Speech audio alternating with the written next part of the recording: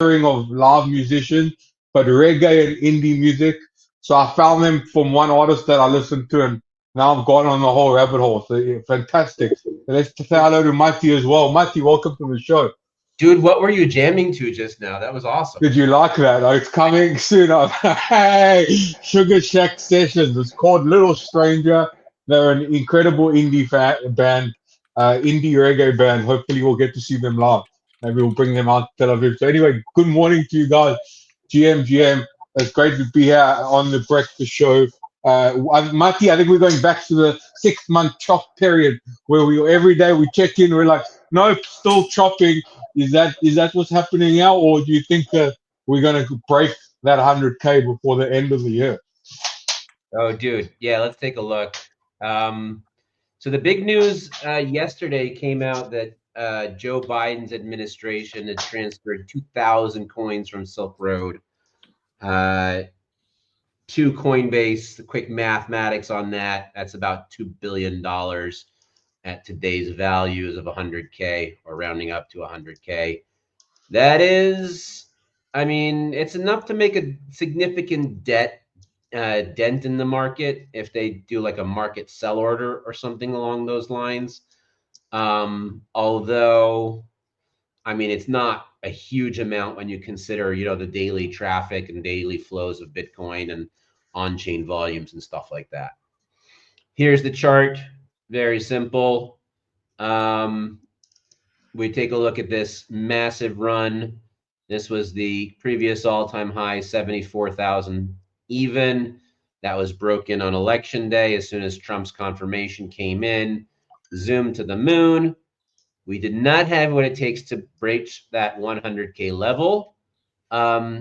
It could go straight up from here always, but I think that, this 40% movement within 3 weeks has kind of exhausted all of the buying pressure. And especially if we get Biden's final White House dump, we could be looking to test support somewhere around the 74K level. Watch that blue line every day creeping up towards that level. So maybe we get a double support. The headlines are going to read Mati calls for 74K by New Year's.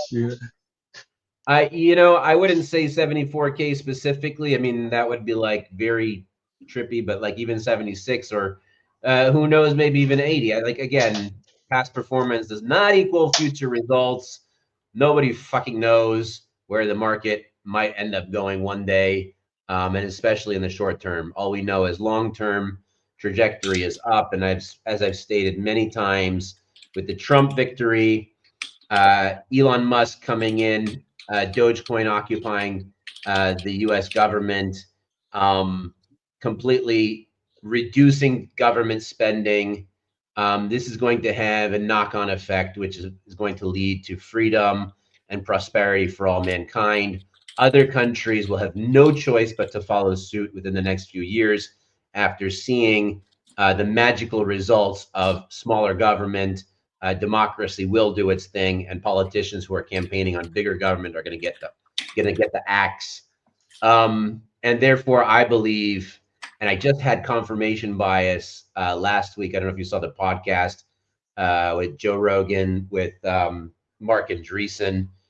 As soon as he said the words, "We're entering a golden era," I jumped up in my seat because I said those exact words in my newsletter a few days prior.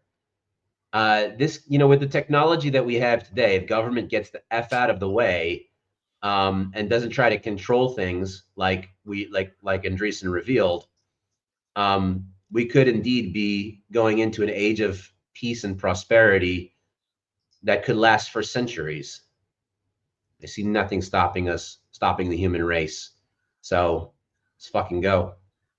Amen. I like that you kind of take a long-term exponential view on it, and it's not even that long-term. I mean, I was just chatting to a friend, and I remember in 2022 they were saying by the end of the decade there would be a AI that generates from start to finish a Netflix series, and now we need to get to the end of the decade. It's 2024, and there's like one of these memes I've been checking is called sitcom.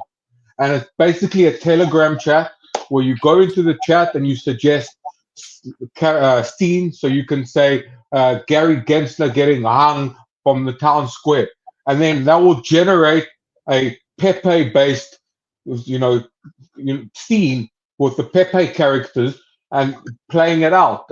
Everything's generated by AI, the text, the script, the voice, and it's 24/7 like sitcom of Pepe characters talking smack, and it's Nice. super completely AI generated, and that's 2024. We got to that. That was, I'm talking to you 3 years ago.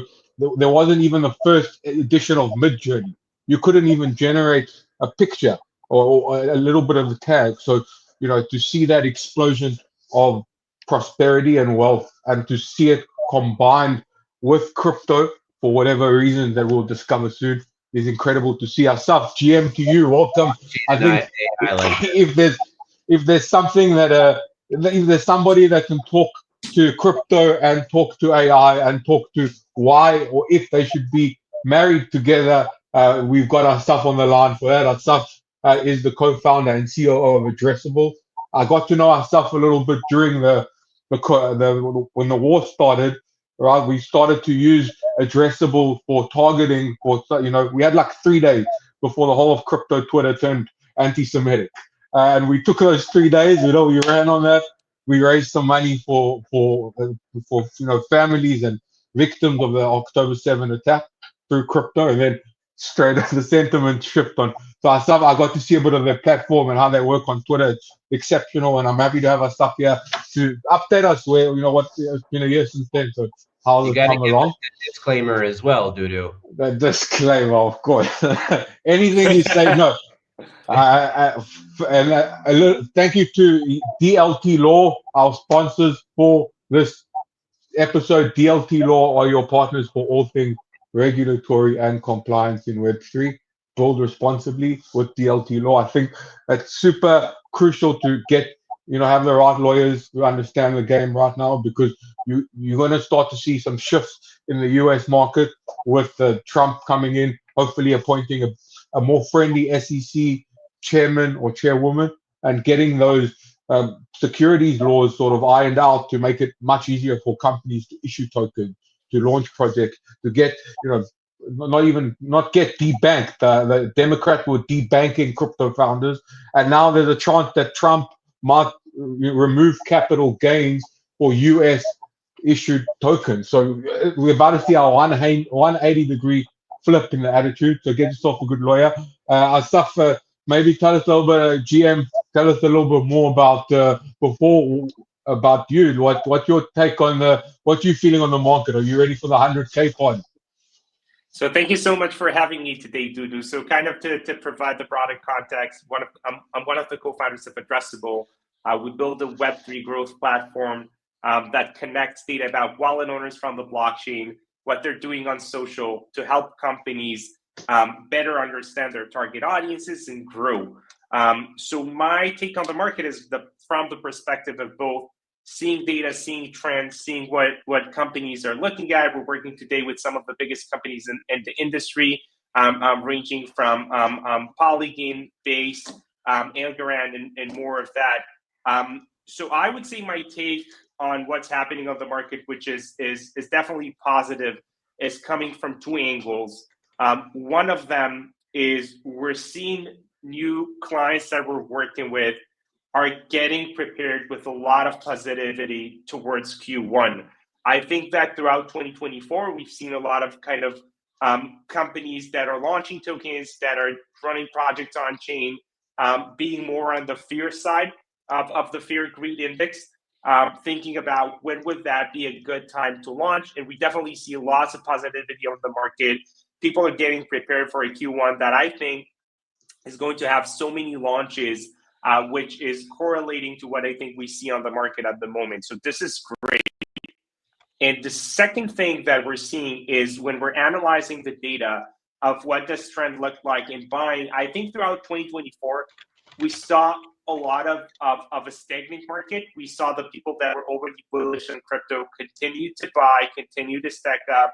There were always the true believers that knew that this day would be coming, but I don't think we've seen a lot of new people entering crypto. A lot of because the state of the market, we're seeing that starting to change. I think obviously the election of Donald Trump probably is the biggest factor in that. But I think there's another thing. I think the A16Z report on stablecoins and the state of that, with stablecoins getting to product market fit, is getting a lot of businesses to think crypto is not going away with the viral or the general feeling from the election. There's lots of confidence that that's even going to grow. How can we capitalize on that? How can we, as a retail business, selling fashion, selling travel, selling anything else, can benefit from lots of people that are owning crypto, that are looking for making that a meaningful form of payment? And we're seeing more businesses that are looking into stablecoins and payment as a mean of growth. And I think altogether that is generating an amazing feeling of growth in the market, going into 2025. Epic. I want to hear more about the stable. Then I'm curious about how, like, you're tracking the market push from a data provider perspective, because you're seeing, we're seeing Twitter, the feed, and you're seeing Twitter as in the numbers of the wallet holders going up and people becoming more active. And so maybe you can share a little bit about, give us a little hope here from the metrics you're seeing that will let us know that our bags are about to pump. Perfect. So I think there's two aspects that we're tracking. One of them is whenever we're working with customers, it typically starts with what are you launching, what are you looking to promote, who's the target audience for that. I think originally what we saw was a lot of businesses aiming for the natives, especially with DeFi and with Web3 gaming, that were then very, very deep into the tokenized assets. What everybody wanted are the people in the core of crypto, the people that understand the value of a wallet. They already have some net worth on chain. They know what they're doing. It was very, very difficult to find these users. I think what's changing is we're starting to see more and more companies aiming for the mainstream. There's a clear feeling that more people that hadn't been invested into crypto so far, or were maybe on centralized exchanges but not on chain, are demonstrating a clear positivity about wanting to go in. So this is one thing that we're seeing on the business side of things, right? Just by talking to customers. And if we're looking at the data side of things, we're seeing two trends that I think are going to be very meaningful in 2025. The first trend is when analyzing on-chain businesses that are accepting stable coins. Either by, there's a wallet, you can send that stable coin and get goods, whether that's fashion, travel, or any other form of business. We're looking at wallets and smart contracts that are accepting transactions from a wide variety of clients at the scale that is meaningful, which is $50 to $100 million a year. We're starting to see a trend of growth, which is also in line with the A16Z report on stablecoin adoption.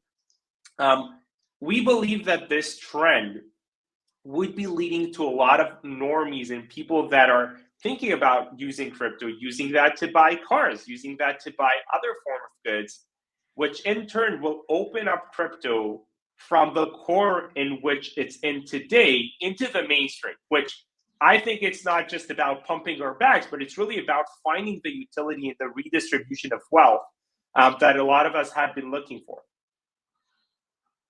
Yes, amazing. So it's not just about pumping our bags, but I think it's when I see the amount of, and we'll get into that now, but the amount of just pure volume being generated on social media now with AI agents and all that's happening in that front.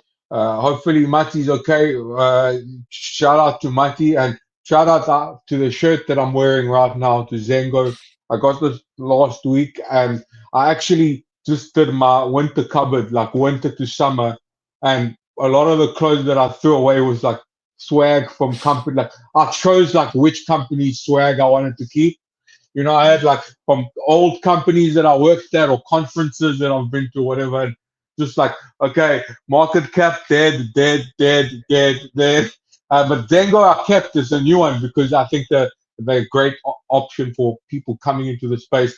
And even if you're in the space, like I think seed phrase vulnerability is one of the things that keep me up at night, and it's great to try and use and try out a product that doesn't have those. So shout out to Zengo for the share and for everything else that's to come.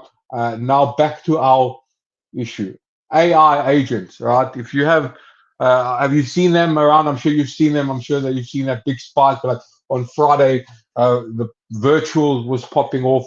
There was also a comparative ecosystem in Solana with coins like V, Weifu, and other platform AI16Zs that allow you to create AI agents. And there are just tons of AI agents, and they have wallets attached to them. On the base blockchain is pushing very hard to combine like on-chain wallets with these agents. So you have an agent that has his own Twitter account, his own Telegram, his own wallet, and that's just going to create volume, on-chain volumes and Twitter tweet volume. Like, I think any company that doesn't have at least 2 or 3 of these agents for on their socials every day will be forgotten in 5 years' time. Like the sheer volume of having all these agents, is just going to drown out anyone that's not using the AI. So, all happened very suddenly. All virtuals, all these platforms are barely a month old. So I'm curious as to your take. How are you seeing this as someone who came from an AI background and now, pivoting since then into crypto? Yeah, I think this is really finding the fit of what digital currency was all about. When I was doing my master's and my PhD, and kind of shifting from pure AI academic research into the world of crypto and blockchain, we were designing some layer ones. I used to give talks about Bitcoin and the meaning of digital currency. And one of the clearest things about the advantages of digital currency is especially when you're buying digital goods, right? Because then all of that can be programmed. You can generate the trust in which I can pay for a digital good and ensure that I'm getting the good, and the person on the other end is getting the payment without any trusted third party in the middle. That was a nice idea, but ultimately, I think what people tried doing with Bitcoin and with other currencies as well is using them to buy physical goods, which was difficult, right? It's still about, can I use my Bitcoin to buy a car or to buy a watch or to buy anything that's nice for that? I think the merging of an AI agent economy is probably the point of balance in which there's a new economy that's spinning up that has lots of value to the world. It facilitates a lot of arts that are gone from the world. There are jobs that are very difficult to find, anything from digital marketing and advertising to some finance positions to even going on social media and spraying and providing messages. It's very difficult to hire these people, not to mention doing that at scale. And this is purely digital work, which means it's a perfect use case for a digital currency to go out there in the middle. It suddenly makes a lot of sense to create this economy in which there's AI and digital services on one end that are being backed, paid by, and even invested in by digital currency. So I think we're going to see much more of these trends. I think specifically on AI, this is definitely taking over. I don't think we can ever look back into like 2 years ago and thinking about a point in time in which we were not using AI. This is definitely just going to spike up.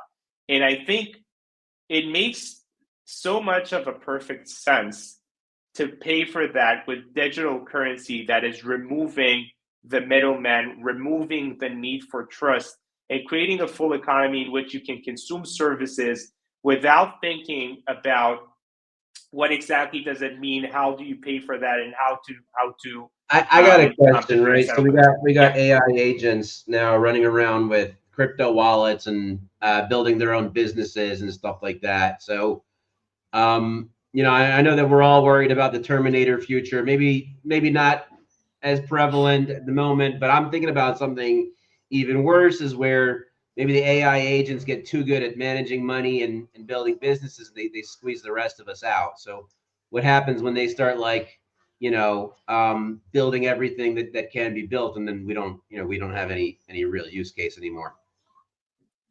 So it is the Terminator use case. I'm not able to predict the future. I don't think any of us can. Oh, come on. What I'm seeing, yeah, I'm not the fortune teller, but what I do think about the state of AI is, and I think we saw that a lot with Tesla, in their evolution, is we'll ultimately need to bound what a specific AI is built for, and I think we're still a bit far away, not just from AI building another AI, but also from the point of orchestration, right? The ability to kind of manage different AI agents that would fill on different tasks and kind of combining everything for a very perfect decision making.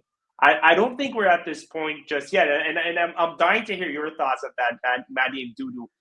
If you're thinking if we're kind of on the brink of, you're saying the AI is very much in the tactical, in the in the yes, sort of the tactical level, still not at the strategic level where it's deciding what best to put our efforts in as humanity, as a universe, as organism. But it's very task specific as opposed to more generalist.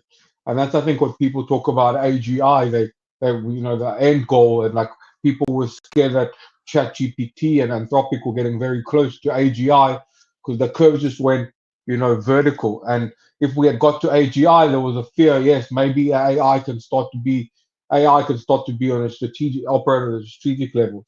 But I think, Asaf, I'm curious to hear from the technical side, but seems to be some block in the last, couple months since ChatGPT, GPT 4.0 came out, or 3.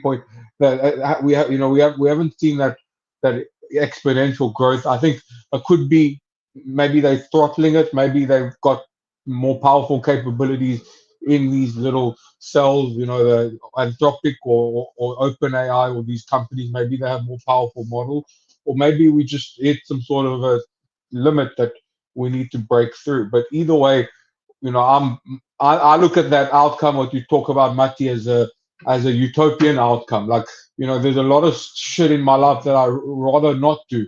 I'd love sitting here talking to you guys, but all the things around it, like creating a link and a graphic and a description and that, I just want to kind of speak into my phone. I'm chatting with Asaf and Mati about this and this, and then in 1 second everything is set up for me. And that's and managing money. How much more so? Like, I see that I want to imagine having an AI that can beat the meme coin market, and just winning you, making you money. And what are you going to spend your time on? That's a big question. I think for a lot of people, their income is not just a source of, their job is not just a source of income. It's a source of belonging and meaning and definition. I am a doctor. I am an accountant. If you take away that, people without that, like if they independent or they become lost. They haven't really no mooring, because for the whole life, 5 days a week from 9 to 5, and except for 2 weekends a year, they were an accountant. And then they got home, they were a dad, and then. But when someone asks you who you are, I'm an accountant, I'm a doctor, I'm a lawyer, I'm a this. And AI is just going to change the game. It's going to let us focus on creativity, on expanding consciousness, which is a very religious sounding goal and target on the one hand. On the other hand, that's Elon Musk's and all the effective accelerationists on the tech side are using the exact same language. Expanding consciousness, making consciousness multiplanetary, and consciousness is the end. I think the end goal. And a lot of people, they don't have time in their day to expand consciousness. You can't sit and meditate that and study and read and explore and create if you need to stare at spreadsheets or make fucking 200 PowerPoints for the man before the weekend. So I think having that AI take the load off us will allow us to focus on that expansion of consciousness, which a lot of various groups agree is a worthwhile target for this man-machine hybrid that we've got going on. Yeah, I think it does raises the better than question, Ben. LSD. Yeah, absolutely. And I think it goes back to me to what Mark Andreessen said on an interview, I think it was last week, about Yeah, Joe how Rogan. it's going to make everything a commodity, right? Everything that is expensive today, ultimately, if you start breaking down the value chain, it all goes to labor, right? Labor is very expensive. And if you pile that up to every product or service that you buy at the end, it becomes expensive. But when the labor is done by AI, so many things will become a commodity. I'm curious to hear what you guys think about what would that actually get. What would that actually make the economy look like? What would our day-to-day look like when this becomes the reality?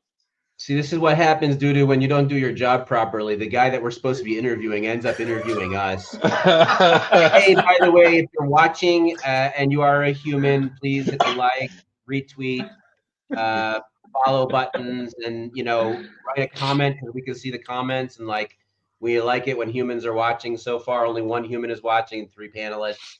Not a good viewer to panelist ratio. So please let us know that you are in fact watching, even if it's just the recording. We'll see that later. If you're a bot and you're watching, or if you've been paid to be here, somebody paid you 5 cents to put a comment, just put the comment excellent or nice work. Don't try and like figure out what we're talking about. Just do your job and GM, yeah. Just GM or nice or excellent. Nice, excellent. Good content. Good. Those are great. Those are great project. My investors, you got on the great project. Excellent. There we go. LFG, Hernan Arbor, LFG. good morning, sir. Yalla Bitcoin, good morning. Thank you. It's good to have humans in the house. Hernan is a verified human. I've met him in real life, so we know that he's real. Anyways, but this is your issue. Like, I don't want humans watching. I want Zeri Bro and Goat. I want the ARs watching, like Exactly. the top ARs. It needs to be a different like benchmark for it. It needs to be on like an intelligence scale. Like I want, and I don't know, because I would rather have 2 world-class ARs than 1,000 low-class humans watching my show, because the ARs can then go and create conversation around you afterwards and pump you up and that. Hello dear, how is your trading going? This is funny. This is really up. But I want to Asaf, you asked us a question before we were rudely interrupted by the bots and the human. So listen, it's no, Hernan's got the right idea. You could show some of his comments here. In my mind, and it's always been like this in my mind, that eventually, hopefully in our lifetime, we will get to utopia in which we don't actually need money, but rather technology comes and fulfills our every desire. So this is like the Star Trek economy. They don't have money over there. There's no need for it. Social status is one thing, rank is another thing, social interactions. But as far as like food or whatever you need, basic sustenance, even pleasure, holograms or whatever, that there's computers that come in and provide that stuff for you. So there's really no reason to pay for it. It's all free of charge, and that just gets rid of money altogether. So I'm not really worried about it, because the reason that capitalism works for humans is because each and every human, by seeking out their own piece of the pie, or so to speak, their own like sustenance and stuff like that, they are creating a larger economy, and we are contributing to the greater good. However, AI does what it's programmed to do, and generally speaking, yeah, there may be AIs that are programmed to trade the markets or make money or whatever, and that's their primary function. But overall, what they're supposed to do more than that, and the reason that we created them, is to serve us.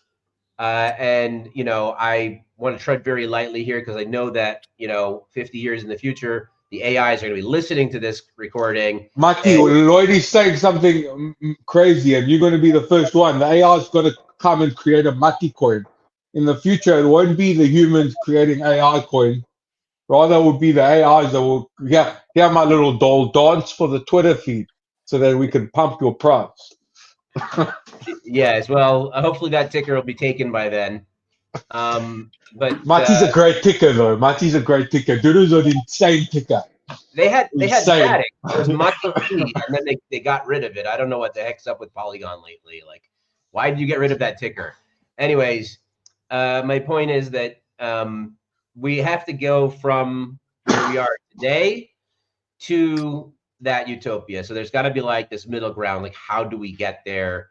And I think that's what your question is. Like, where do we focus our efforts right now so that we can work towards, like, what's the basic roadmap look like? And Asaf, you are the guest, so I'm going to pose the question to you, please. No, I want to tackle it, but like very short from anecdotal evidence of my own experience. So it's sort of like before I want to think of how I want to see things in the world, how do I see things for me and my family? And for me, it's about trying to use this exponential technological curve that we're on, AI, crypto, all these 100x pump to create a situation where I'm completely financially independent from, it's first security is the first level, financial security, and then financial independence. And I never want to retire because I agree with Trump. To retire is to expire. I've seen old couples where one works, one doesn't. The one that works is I'm 20 years younger because working keeps you busy, keeps you active. But I don't want to work. I don't want to do, I don't want to work for the man. I don't want to do shit like the grunt work. Basically, I want to work more in the sense of creating, writing and creating and interviewing and talking. And I want to have more time for things that don't have an ROI. Like I've got I run a charity in South Africa that I don't really give a lot of time to because, I've got to pay bills. So I'm too busy chasing meme coin.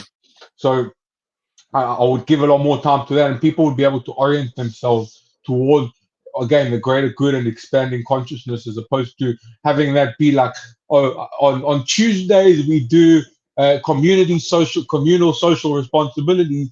So every first Tuesday of the month, we all go and pack boxes, and it's like 1 hour a day, 1 hour a month where we're good people, where we kind of like think of the greater good, expand content, and the rest of the time we're just PowerPoint, emails, and Excel spreadsheet.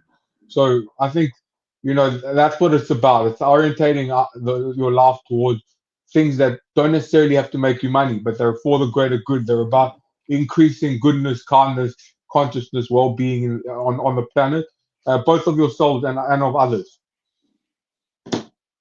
That's what Yeah, and I think if we're and I think if we're trying to take that down from kind of the philosophical discussion of AI, where does that make me crypto? I can also take that into the concrete level, perhaps a bit by showing a bit of what we're building and where do we think AI is really going to change how crypto companies Let's do the demo. grow. Let's do the demo. Let's Let's hit it up. I think it's time for the demo. Let's do that. Are we doing a demo for Addressable then? Yeah. Okay, well, Yeah. in that case, I do have to tell you that several of our guests have tried to show us things that didn't necessarily pan out for them. You ask difficult questions, and sometimes Mati, this isn't. We should. we've had several guests try to sue us before. Okay, so your it's not a demo. It's a roast. You're going to show us your project, and then do the roast. It's like a few of them, honestly, we have. But, if you're going to come and show us some shit, you got to know that you got to be prepared to face the music. Let's see this. Hey, Asaf. I would say up front, we're a SaaS company, enterprise SaaS, no token, not shielding anything. What I'm basically focused on, it's not about. Well, that makes it a lot better then. Yeah, I would not focus on. This is a disclaimer, and then let's talk about the real things. But it's not about what's addressable, but about really how now AI is going to be the key fuel for growth for crypto companies. So what we're doing at Addressable, somewhat to provide the context for people who are less familiar with us, is that we're helping companies in the Web3 space better understand their audiences and better communicate with them to acquire users. That's what a lot of companies want. Everybody we're talking to, ranging from gaming to DeFi to exchanges from in wallets, want to acquire new users. And the key challenge, which is different in Web3, is that everybody is anonymous, right? There's tons of data on the blockchain about who's buying what, who's dealing with what, but not a lot of understanding of what's really behind that. How do I tap into the trends? What we built in Addressable, and that's just as pre-context for what I'm about to show, is we created a database that enables companies for the first time to target people and understand them based on what they're doing on chain. For instance, if you're a DeFi company looking to better understand the existing users of Uniswap, because that might be the users that you want for your DEX, for the business that you're promoting, or users that are dealing with 1inch token on the BNB chain, because that's where you're building. What we're able to provide you is better understanding of these audiences on the specific blockchain, based on when they were last active on the blockchain, and what's their net worth, right? This is this amazing ability, if you're thinking about marketing, to ask the question, who's our target audience? Where are we aimed at? Where can we find these users? What can we know about them? Let's call it, for the sake of that, DeFi users. So the way in which companies are using our system is starting by gaining a better understanding of the realm of these wallet owners. What are they doing on chain? What are they doing off chain? Where are they coming from across the world when we're trying to reach out to them? What's their balance distribution? How many of them are whales versus people just getting into crypto? What NFTs and tokens do they own? Who do they follow on social media? Who do these users care about? And what's the story behind these users? The reason I am showing you that, as well as our ability to target these users, right? It's very easy to use our system to launch campaign and target users on X, where literally all the discussions around crypto take place. This is also where this live goes. So hi, GM to everybody on X, Display and Reddit, and ultimately track and measure everything that's happening on your funnel. This is the 1 minute about everything Addressable and how users are using our system. Now, when I dive into where does the AI goes in, I'm not sure how many of the people in the audience has a background of marketing or paid marketing.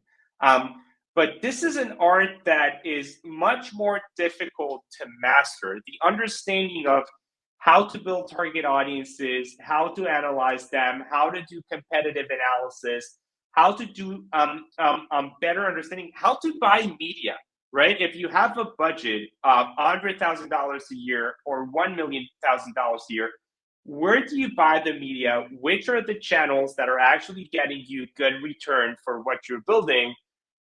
This is a skill that is very difficult to find. And in particular, if I'm looking at crypto as a vertical, these people are almost not around. Think about every crypto company that you know, that you're in touch with. Perhaps it's your founders in the crowd. Think about your own company. How many of the people within the company know how to buy media correctly, to analyze audiences, and to drive growth in a data-driven way? And that's not a challenge just for you. It's actually a challenge in the growing world of SaaS. And this is where the AI fits in, right? This entire kind of intro, it's all leading to the same place. What we're building in Addressable is the actionable intelligence using AI. What we're trying to do is we're trying to take the data, surface that very easily, and use AI to fuel the growth of your company. Whether what you're building is an exchange, it's a wallet, it's a Web3 game. And we're fitting in the AI in several places. One of them is when building audiences and looking at target audiences of interest that you want to target, what we're providing is a recommendation of other businesses that are similar to what you're building. For instance, if what you're building is in DeFi, which is the same example that I provided with earlier, you might not know what are other DeFi businesses that you're looking to build with, or if some wallets are converting on some DeFi businesses, is there a correlation with other businesses that are converting for the same thing? Similarly to the well-known example in marketing, that people that are buying diapers in the supermarket are also very likely to buy beer, because these are parents to young children, and these are two products that don't look like they're similar, but eventually it's the same audience that is buying both. So you can use that by tapping into our audience recommendation, which we have AI that is mapping more than 1 billion wallets on more than 7 blockchains and growing, analyzing the profile of the wallet owners on chain. What are these users buying? And if I'm looking at my business or the business of my competitor, I can also find other users on chain that are looking to buy the same thing. And this is how I can grow my audience without hiring anybody that's an expert on analyzing target audiences and analysts that would find it difficult to get the data, would find that difficult to getting the results. And everybody, either way, in crypto startups, they're working 120%. So this is one thing that the company management can actually very easily, using AI in our system, better understand whether target audience is on the blockchain that we can aim for. And what you can see over here, these are some additions. Like if you're looking for people originally that are dealing on Uniswap and 1inch, why don't you also target the users that are owning the sushi coin? So this is one part of the AI and how to kind of tap into additional audiences. The second part of the AI, it forms with attribution. So attribution, for those of you who are less familiar with that, it's the practice of when you spend money on campaigns, be it PR or influencers or organic work on social events, in paid ads, what you ultimately want to know is what's bringing out good returns, right? And this is a very challenging task, analyzing all the channels that you're running. And ultimately, what marketing wants at the end of the day is to report to leadership about the trends, right? Think about your marketing teams in the average crypto companies. They're doing so much work. They're overwhelmed by everything, right? They're trying to get the conferences done right and the PR and everything. And at the end of the day, CEO or founder is asking, what's actually driving return, right? So what we're building is the one ground source of truth that feeds in all of the data for everything that you're running from the variety of sources, from paid ads and users visiting the website and converting on chain, going into Telegram, going into Discord. All of these events are flowing into our system. But still, that doesn't solve for the challenge of forget about it. Just tell me, how am I doing? What is working well? What is not working well? This is what we're launching next month, which we're referring to that as trends, which with an AI that is running on all of your data.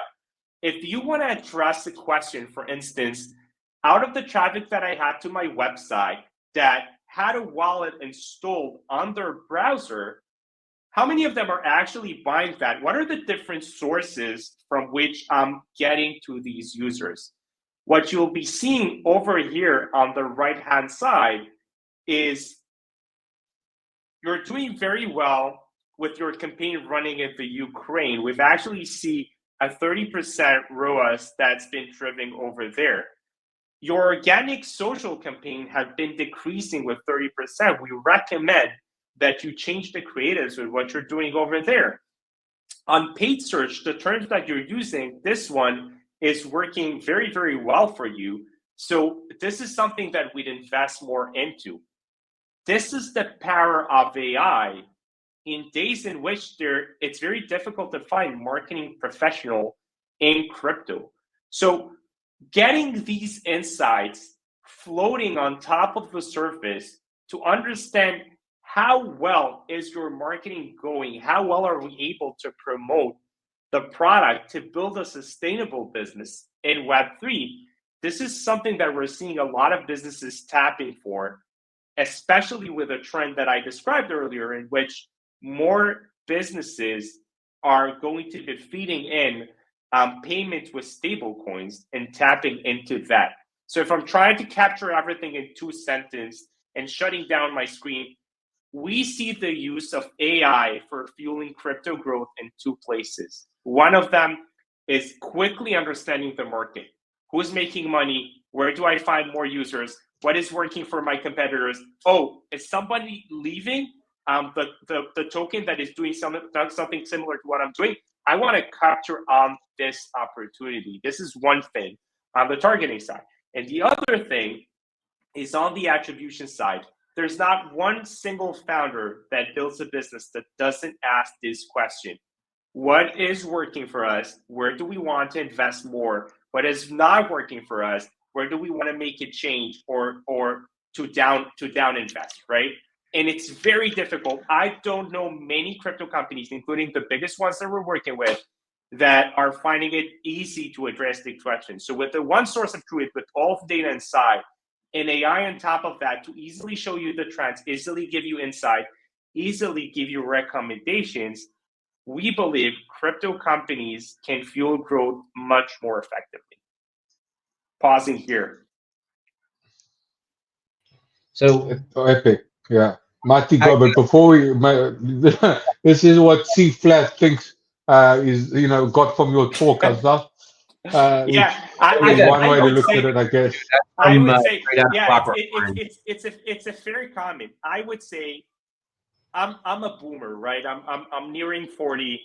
No longer a young kid. I'm not a crypto romantic that thinks crypto is going to stay with shill coins. And as a matter of fact, most of the companies we're working with today are very sustainable businesses. The biggest blockchains in the space. It's the biggest exchanges. It's the biggest wallets. It's the biggest games. These are real companies building real products. And I can tell you that these companies, I believe they're the future of the space. I do think there are other businesses that we all know today and thinking about them as Web2, but we are seeing them talking to us about payment in Web3. And I think this is the future. And these businesses would want to feed in the data off of blockchain, understand how they're doing. In an open economy in which all of the data is lying there, it's very difficult to process that, enrich that, and get insights using AI. This is what we're looking to change. The shilling of shitcoins is, personally, I'm not much into that. But as a builder, I'm thinking 5 years ahead, 10 years ahead. Where would blockchain fit into the bigger economy? And this is where we're seeing the most potential. Yeah, Right. I think it's the Can I ask a future. question now? Yeah. Sorry. Of course. Oh, the future is definitely in that wallet targeting. A lot of these companies that you're talking about, they're probably using stable coins, or they're doing paid campaigns on Twitter. They're not necessarily trying to get people also in the this call to action isn't buy my shitcoin. It's usually use my services or come trade on my platform or connect or download or whatever. The shitcoin body. Yeah. Yeah. I'm curious. Lloyd has a thing. He knows another company like you guys. You need to drop a name, bro. Otherwise, name or it didn't happen. I'm curious. Before we get into the end of the show, but I must ask. You said it's video on here.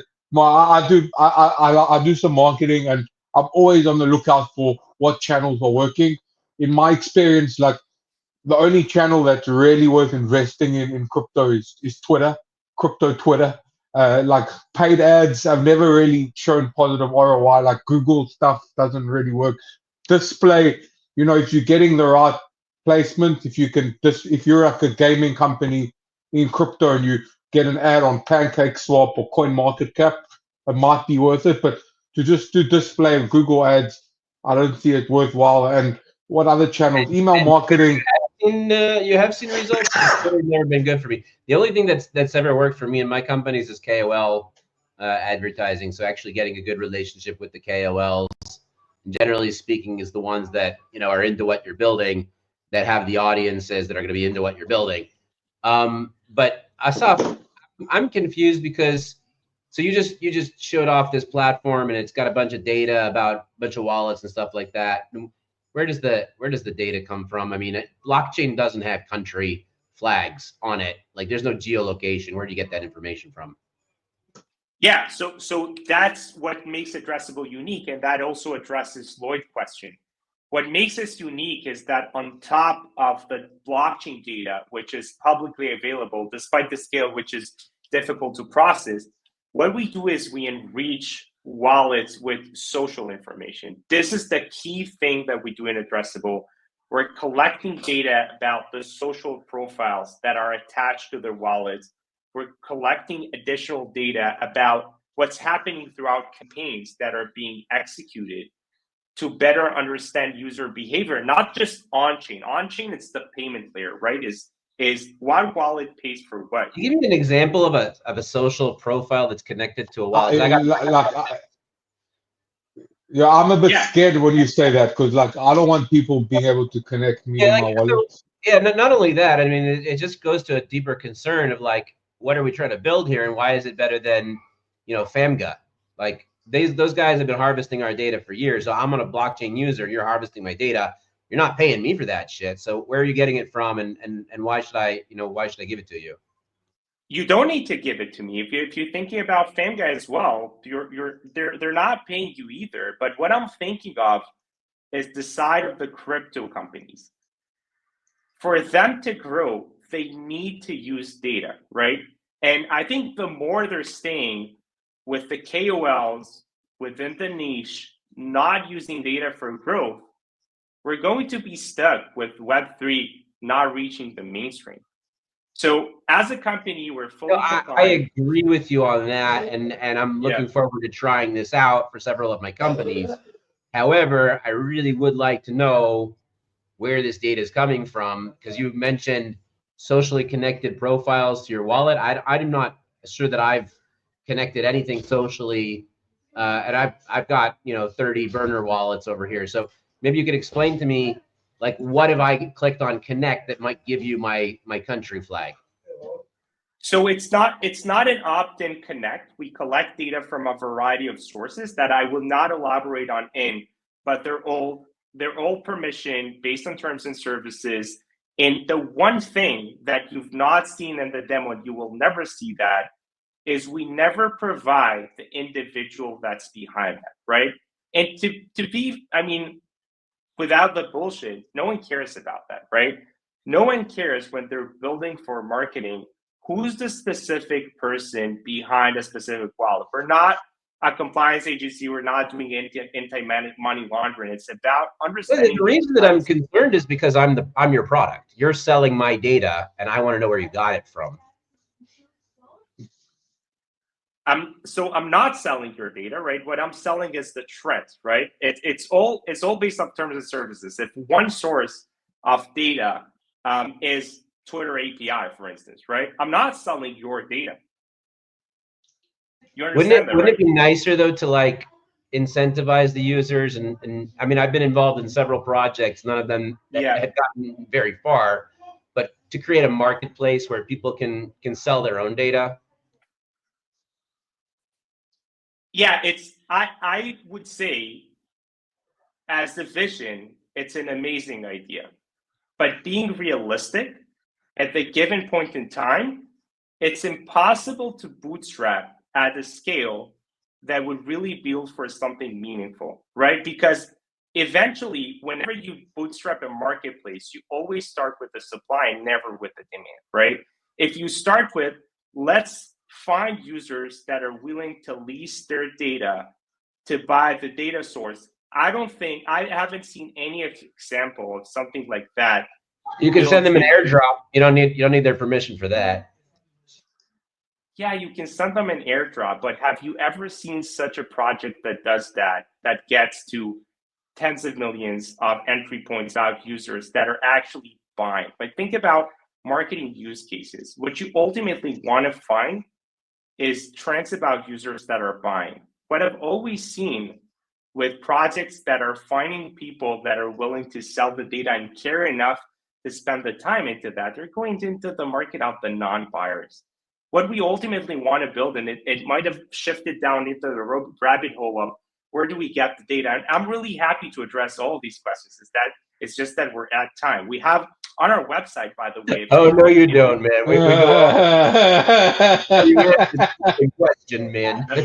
Yeah, No, I think what I do want to say is that you were asking earlier, and Dudu was mentioning whether this actually worked, right? I think you can go on our website and find a variety of case studies that you can look at different customers that work with us and see results of what works. I think, Dudu, you've seen that working as well for Crypto Aid Israel, right?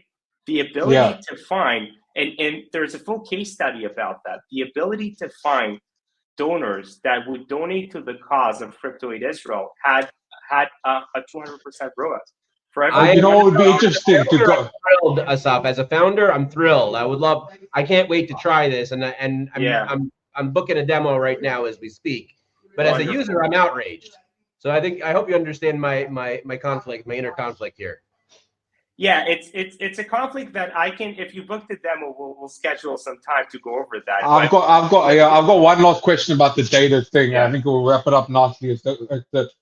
Your technology and abilities, would that give us the ability to map one-to-one data, social profiles to wallet, or is it more of a sort of clustering, right? Where you can cluster different groups together and make some assumptions on there. Yeah, what we believe in, this is also the guideline of compliance. It's never about the individuals, right? Regardless of what's in our data stores, what you've seen with the platform at the moment is we're never surfacing the data of the individual users, both because it's not contributing to understanding market trends, where can you advertise, how well are campaigns going, right? You wouldn't see that at all with attribution systems, right? But the key part that is important is the understanding of the general trends. So on the compliance level, we're never revealing an individual data behind that. Yeah. Well, the lesson I got from that is just be more careful. I'm glad to hear you say that. And I would be thrilled if you said something along the lines of, well, eventually we'd like to create a data marketplace where users can trade freely and decide what they're sharing and what not. But in the meantime, what I'm hearing from you is that we're harvesting data, we know how to do it, and you can't stop us, and we're going to make money off of you, and there's nothing you can do about it. That's what I'm hearing from you. I would frame that under different narratives. Unless Web3 companies are finding a good way to use data, where would this industry go, right? How much can you work as an industry that is not going into the mainstream, that is all locked in with cabals and with influencers that is stuck within their niche? Unless they're using tools of data, which you'll find in any other industry, as long as they're compliant, as long as they're ethical, as long as they're legal, which I can guarantee you, Addressable is on that side, right? What we care about in our key driver is, as an ethical company, as a compliant company, we want to help this industry grow.